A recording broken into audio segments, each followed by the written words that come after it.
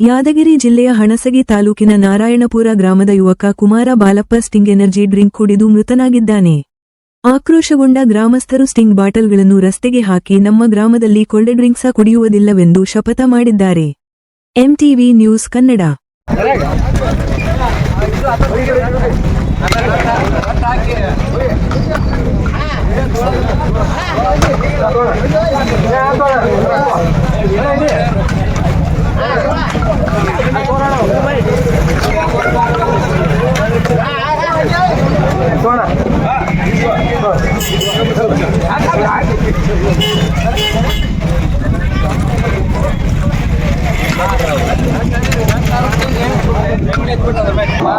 ತಂಪಾದ ಪಾನೀಯನ್ನು ಸ್ಟ್ರಿಂಗ್ ಮತ್ತು ಟೈಗರ್ ಅನ್ನುವಂಥ ವಿಷಕಾರಿ ಪಾನೀಯಗಳನ್ನು ನಮ್ಮೂರಿಂದ ಬ್ಯಾನ್ ಮಾಡೋದ್ರ ಜೊತೆಗೆ ನಾನು ಕುಡಿಯಲ್ಲ, ನೀವೆಲ್ಲರೂ ಕುಡಿಯಲ್ಲ ಅಂತ ಪ್ರಮಾಣ ಮಾಡ್ತಾ ಇದ್ದೀವಿ.